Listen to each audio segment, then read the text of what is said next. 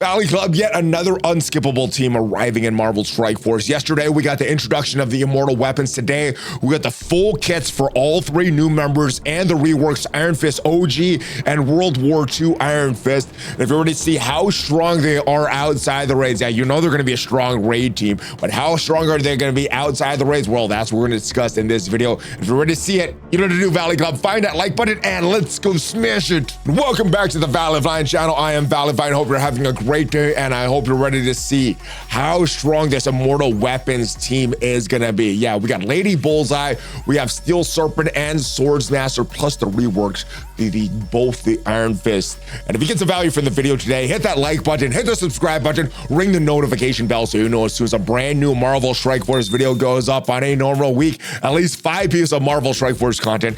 Without further ado, let's get right into the advanced copy of the blog for the reveal for all of these characters. So starting with Lady Bullseye, villain, global, mystic, brawler, immortal weapon, and she is gonna have that Thunderbolt tag. So probably not gonna use her with the raids and the Thunderbolts.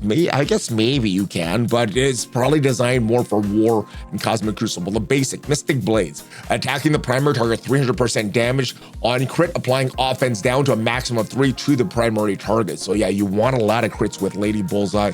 The ISO 8 assist and counter is very similar, attacking the primary target 244% damage plus 17% piercing, and on crit still applying offense down to a maximum of 3 to the primary target.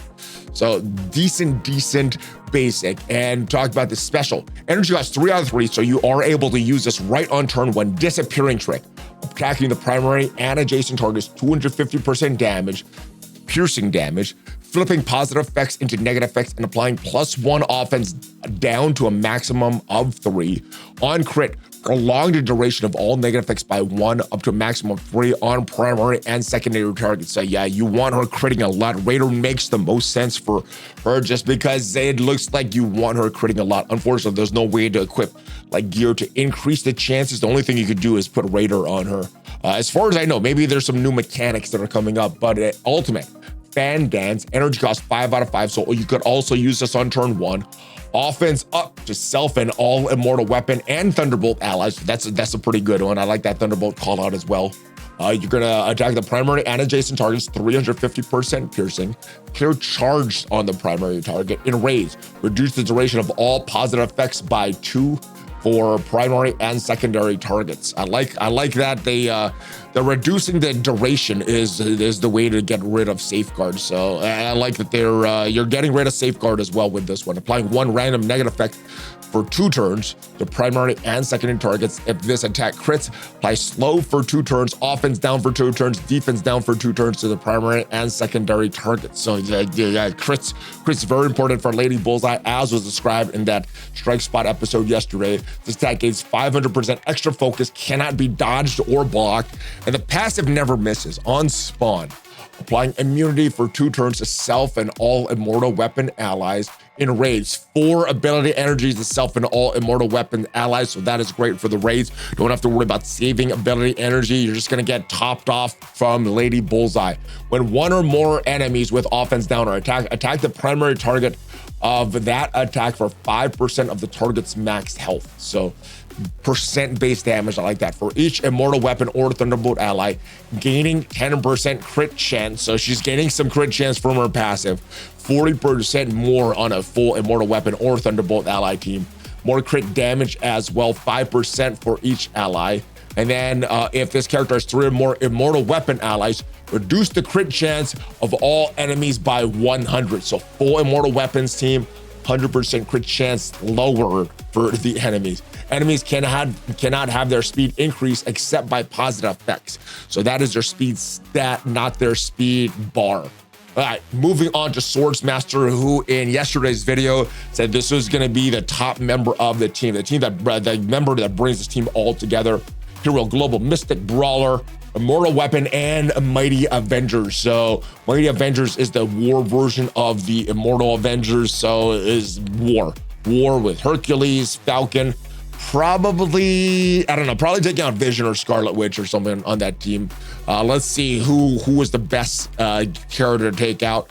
on that team. Let me know who you think is the best person to take out of that Immortal, the Mighty Avengers team when you're using Swordsmaster on Ward. The basic Star Cutter, attacking the primary target, 320% damage, applying 1 offense down to a maximum of 3, chaining it to 2 adjacent targets, also 320% piercing damage, applying +1 defense down to a maximum of 3. So primary and adjacent targets, lots of damage and defense down. Counterattack breaks this chain.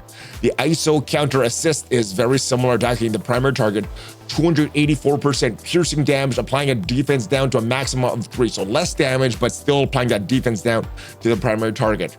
The special used on turn 1, 4 energy, costs 4 energies at the start. This character has 3 or more Immortal Weapon or Mighty Avenger allies, reduce the duration of immunity and safeguard by 2 on all enemies. So good if you're trying to reduce that safeguard. In raids, reduce the duration of all positive effects by 2 on all enemies instead.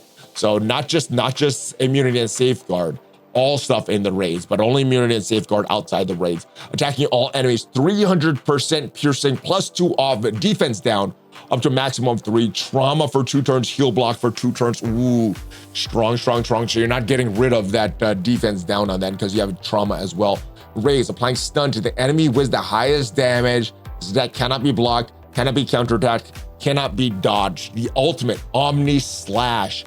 7 out of 7 energy costs, clearing all barrier and all enemies, applying stun to the primary target, 3 defense down to a maximum of 3 on the primary target for plus attack the primary target for 300% damage. So stunning the primary target, defense down, and then it looks like you're going with the piercing damage. So the defense down allows you to do, I think it's 50% more damage. So that is a lot of piercing damage if you're applying the defense down before that.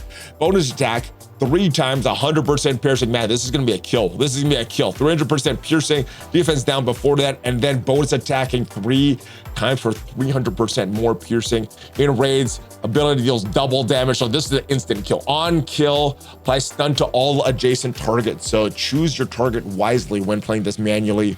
This attack cannot be blocked or dodged. Descendant of Fushi, on spawn, apply safeguard to self and all Immortal Weapon allies for 2 turns. So that immunity that you're getting with Lady Bullseye, well, that is sticking there because of the safeguard that Swordsmaster has.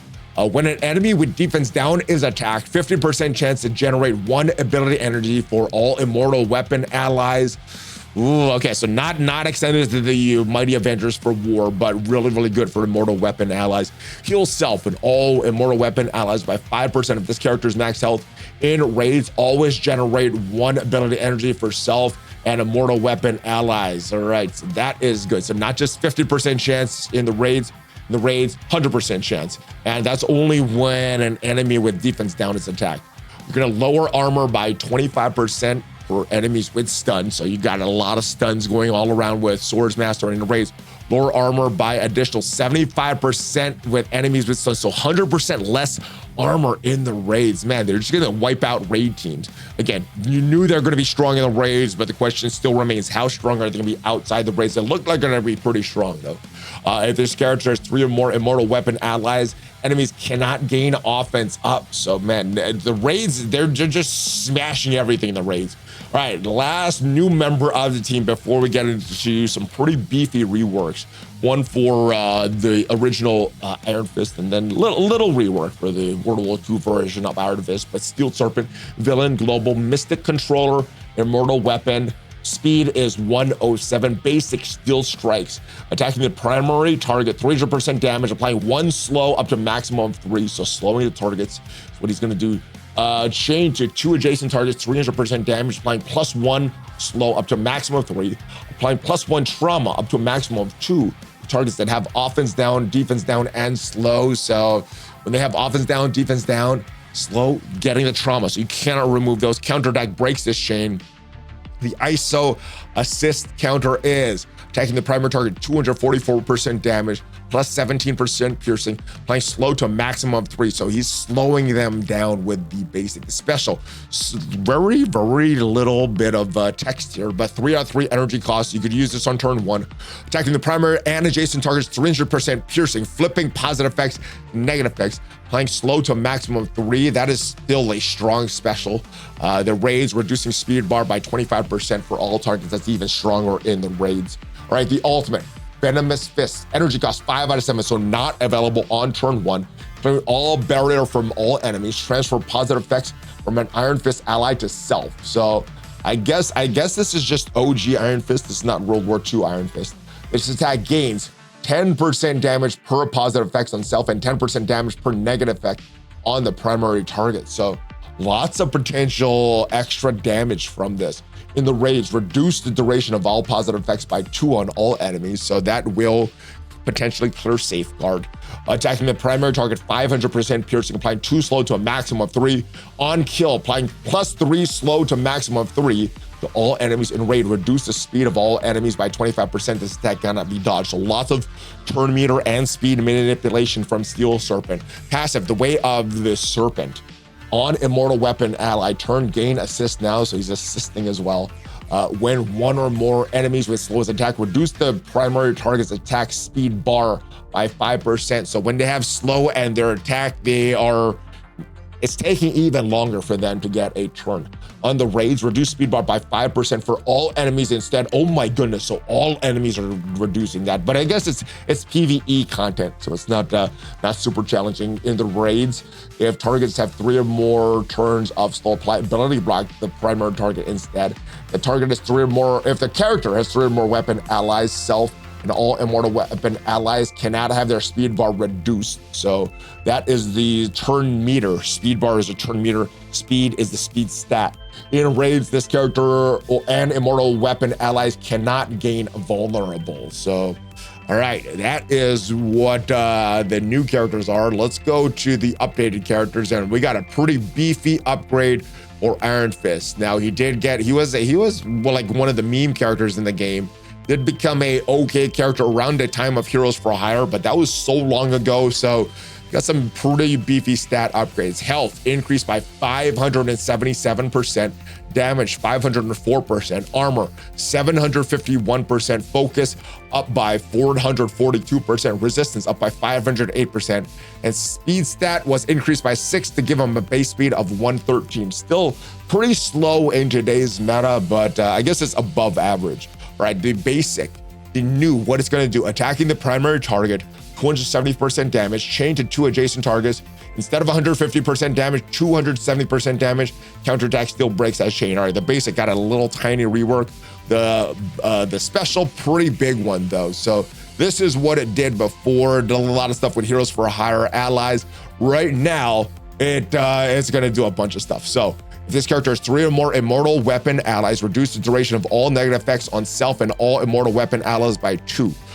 Previously, it was clearing all negative effects, but we had safeguard introduced since then. So now it's only 3, or reducing the negative effects on all allies by 2, so reducing duration, so it can clear a bunch of stuff, but in that it does include safeguard. You're gonna heal self for 30% of this character's max health, gain defense up for 2 turns, heal all defender, immortal weapon, and Heroes for Hire allies by 30% of this character's max health. So the more red stars, the more diamond you have on your immortal or your Iron Fist will matter. Heal the most injured ally by 10% of this character's max health. Fill speed bar by 30%. In the raids, generate gain +2 charge up to a maximum of 5. Apple defense, I think that means apply. I think that's just a typo there, but apply defense up for 2 turns to defender, immortal weapon, and Heroes for Hire allies. So that is what the special is going to do now. We got a big change to the ultimate. Pretty much they threw out the ultimate and got a pretty new one here. Still going to attack the primary target though. So first, you're going to clear all barrier and all enemies, clearing 5 positive effects from the primary target. You're gonna attack the primary target 500% damage instead of the 700 that it was before, and you're gonna apply offense down. You're gonna apply speed up for 2 turns to self and all immortal weapon allies.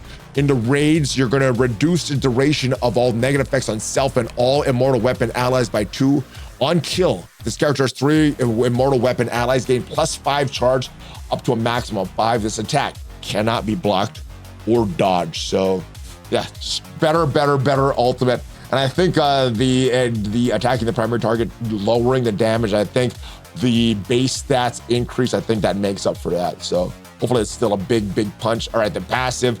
The old one was a lot of stuff here related to heroes for hire and defenders. Well, the new one, pretty much a wholesale change here. On spawn, gaining charge, gaining 1 charge per immortal weapon allies up to a maximum of 5 charge, heal self, and all defender hero for hire immortal weapon allies by 30% of this character's max health. So that will help in the raids if they don't have full health. This character has 3 or more immortal weapon allies, gain taunt for 2 turns. On turn, heal self and all defender hero for hire and immortal weapon allies 30% of this character's max health. When this character drops below 50% max health, if this character has charged, so those charges will matter with this. Heal self for all immortal weapon allies 30% of this character's max health, plus apply defense up for 2 turns. So whenever this character drops below 50% health, has charged, yeah, you're going to do a lot for the whole team there. Reduce taunt on self by 2.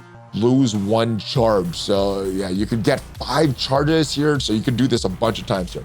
On ally turn, lose 1 charge. So yeah, I guess this is just if it's happening early on. If this character has immortal weapon ally, this character and immortal weapon allies gain 200% focus per charge on this character. While this character is charged, this character and immortal weapon allies gain 45% damage reduction up to a maximum of 80% damage reduction. Oh my goodness. Iron Fist used to be a meme. He was an okay character when the Heroes for Hire came out, and now, man, this guy is like a battery for this team. This guy looks super strong. Iron Fist World War II did not get as many changes. He's a little more recent character. His stat upgrades aren't as big as Iron Fist, but they're pretty big. Health went up by 333%. Damage went up by 335%. Armor 296%. Focus up by 295%. Resistance up by 295% as well. So again, not a lot of changes to this kid here. Still going to attack the primary target on his special. No changes to the basic. For 350% damage, extending positive effects by 1 up to maximum of 3 for self and all invader and immortal weapon allies. So just extending a lot of the invader stuff to the immortal weapons. In the raids, clear heal block from self and all invader and immortal weapon allies. You're going to heal self, invader, and immortal allies for 20% of this character's max health. So no changes to the special, just pretty much extended the invader bonuses to the immortal weapons. The ultimate, and let's see what this does. Applying stun to the primary target. In the raids, applying stun and ability block for 2 turns to the mystic enemy with the highest damage. That is pretty much all the same so far. Revive a dead invader or immortal weapon ally, and that is pretty much the same. 50% more health and apply stealth and 2 death root to that ally. Again, all the stuff same so far, except you're extending the bonuses from the invaders also to the immortal weapons, extending positive effects by 1 up to a maximum of 3 for self and all immortal weapon allies, and that is a pretty new one there. You're gonna heal self and all invader and immortal weapon allies 35% of this character's max health. That was 30% of this character's max health. And then gain 50% more focus per mystic enemy for this attack. So maybe it's going to be mystic enemies. Maybe it's going to be Spotlight 2 raid.